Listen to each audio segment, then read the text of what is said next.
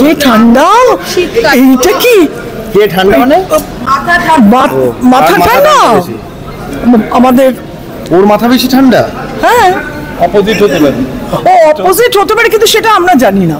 কিন্তু ওকে ঠান্ডাই তো। আরে শোনো না, তোমার মধ্যে কার মাথা ঠান্ডা? আমার না। মা বিশ্বাস করতে পারছে না। হ্যাঁ হ্যাঁ, সত্যি বিশ্বাস। হ্যাঁ হ্যাঁ, দারুণ। কিন্তু যে কোনোভাবেই ওদের কি সিস্টেমে কেন হয়নি ওটা আমার সাধারণ বুদ্ধিতে জানি না। তবে ওটা দিলে কিন্তু আরও অ্যাট্রাকটিভ হতো এবং আরও লোকে এনজয় করতো গানটার সঙ্গে। ওর নাচ তো একেবারে অসাধারণ। হ্যাঁ, আর সিনেমাটা আমার দুবার তো দেখা হলো, আবার প্ল্যান করছি আবার দেখব। তার কারণ আমার খুব ভালো লেগেছে। স্পিড, এত তাড়াতাড়ি সময়টা কেটে গেছে বোঝাই গেল না।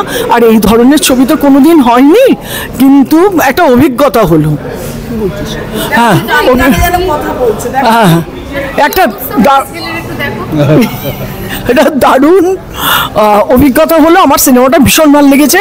সঙ্গে ওই চুরি ছাড়া কিছু নেই, ওই কাজ নাই, চুরি ছাড়া কাজ নেই, চুরি ছাড়া কাজ নেই। এটা সারাক্ষণই বাঁচতে গেছে এটার জন্য। আর একটা আবহ আরো সুন্দর হয়েছে। প্রত্যেকের অভিনয় অসাধারণ, খুব ভালো হয়েছে। কাকু বলবে, ধরো ধরো, দুটোই ধরতে হবে। এই ছবিটা প্রথম দিনও যখন গ্লোবে দেখেছি, মনে হচ্ছে যে একটা ব্যতিক্রমী ছবি। বাংলা ছবি যে ধারায় চলেছে সেখান থেকে একটা ব্যতিক্রম এটা। এবং মানুষ যে এই বাস্তবটাকেও দেখতে চায়, যে রূঢ় বাস্তব আমাদের চলছে সমাজে, তার একটা প্রতিচ্ছবি এর মধ্যে রয়েছে। সেদিক থেকে খুবই অর্থবহ।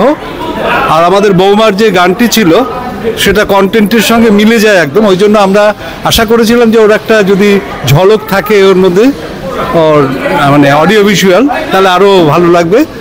আর ওটা তো গানটা ছিল আবহতে, সেটা তো ছিলই।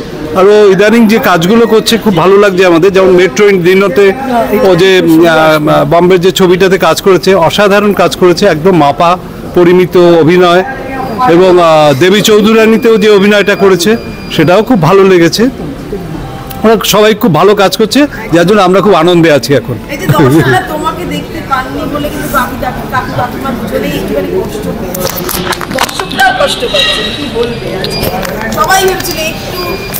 হ্যাঁ, সত্যি বাড়ির লোকরা তো কষ্ট পাচ্ছে, দর্শকরা কষ্ট পাচ্ছে, এবং আমাকে অনেক আননোন মানুষরা মেসেজ করছে যে তোমার গানটা স্পেশালি দেখার জন্য হলে গেছিলাম।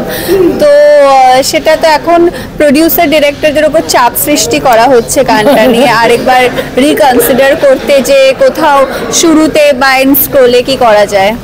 আচ্ছা, জীবনে কি সেকেন্ড পার্টে আসতে পারে দর্শনা নায়িকা হিসেবে? জীবনের এটা পরিচালক বলতে পারে, জয়ব্রত বলতে পারে।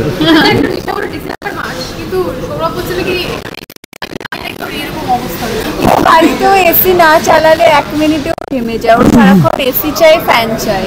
আর আমার হচ্ছে এসিও চাই না, ফ্যানও চাই না গরমকালেও, আমি সব নিভিয়ে বসে থাকি। আচ্ছা কাকিমা, কে বেশি ঠান্ডা? এমনিতে আমি দেখি কে ঠান্ডা? এইটা কি কে ঠান্ডা মানে? মাথা ঠান্ডা আমাদের। ওর মাথা বেশি ঠান্ডা? হ্যাঁ, অপোজিট হতে পারে। ও অপোজিট হতে পারে, কিন্তু সেটা আমরা জানি না। কিন্তু ওকে ঠান্ডাই তো। আরে শোনো না, তোমার মধ্যে কার মাথা ঠান্ডা? আমার না। মা বিশ্বাস করতে পারছে না। হ্যাঁ হ্যাঁ, সত্যি বিশ্বাস করতে পারছি না। ওরই ঠান্ডা মাথা। তবে ও কাজের ক্ষেত্রে হয়তো পরিস্থিতি অনুযায়ী ও অ্যাডজাস্ট করে, ঠান্ডাটাকে বজায় রাখে এই পর্যন্ত। হ্যাঁ, না, ওরা নিজেদের মধ্যে নিজেরা আবার মিটিয়ে নেয়। ওটাও ওদের মধ্যে কখনোই ঢোকা উচিত না। ওরা যথেষ্ট বোঝে নিজেদের মধ্যে, খুব ভালো, দারুণ অ্যাডজাস্টমেন্ট, সেটাও তো হতে হবে।